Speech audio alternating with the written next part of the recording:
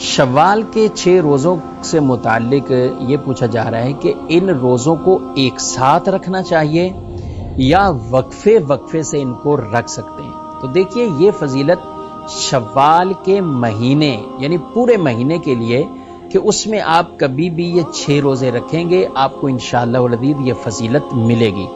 یکم شوال جسے عید کا دن جسے ہم کہتے ہیں تو اس دن روزہ رکھنا حرام ہے۔ عید کے دن کے علاوہ اگلے دن سے ہی یعنی 2 شوال کو اگر کوئی روزہ رکھنا چاہے نفلی طور پر تو بالکل ٹھیک ہے۔ بعض لوگ 2 سے لے کر لگاتار 6 روزے رکھتے ہیں، یہ بھی جائز ہے۔ البتہ زیادہ بہتر یہ ہے، فضیلت یہ ہے کہ افضل کام یہ ہے کہ اسے ہم وقفے وقفے سے رکھیں، یعنی الگ الگ کر کے رکھیں، ایک ساتھ نہ رکھیں۔ ایک ساتھ اگر کوئی شوال کے 6 روزے رکھتا ہے جائز ہے، فضیلت ملے گی، لیکن زیادہ افضل وہ یہ ہے کہ ان کو الگ الگ کر کے رکھیں۔ تو یوں بھی ہو سکتا ہے کہ آپ پہلے ہفتے میں 2 رکھ لیں، پھر 2 رکھ لیں، پھر 2 رکھ لیں، اس طرح بھی ہو سکتا ہے۔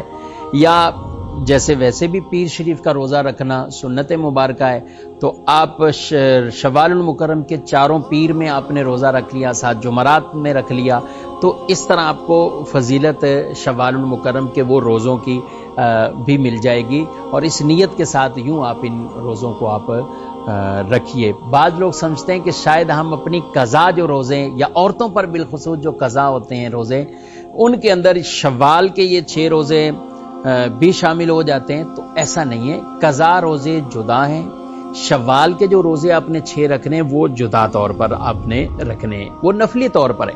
تو قضا جس پر فرض روزے قضا ہو، جیسے بہت سی عورتوں پر کچھ نہ کچھ ان کے روزے قضا ہو جاتے ہیں، تو وہ اپنے قضا کی الگ قضا کی نیت سے روزے رکھیں گے۔ جو شوال کے رکھنے وہ الگ شوال کے نفل کی نیت سے ان کو وہ رکھیں گے، تو پھر ہی انہیں اس کی فضیلت حاصل ہو سکے گی۔ تو بہرحال مختصر یہ ہے کہ ایک ساتھ رکھیں تو بھی جائز، اور وقفے وقفے سے رکھیں تو یہ بھی جائز، اور یہ زیادہ افضل کام ہے کہ ہم الگ الگ کر کے ایک ساتھ شوال کے 6 روزے نہ رکھیں بلکہ الگ الگ کر کے ان کو رکھا جائے۔ شوال کے مہینے میں 6 روزے آپ نے پورے کر لیے تو انشاءاللہ آپ کو وہ فضیلت پوری ملے گی۔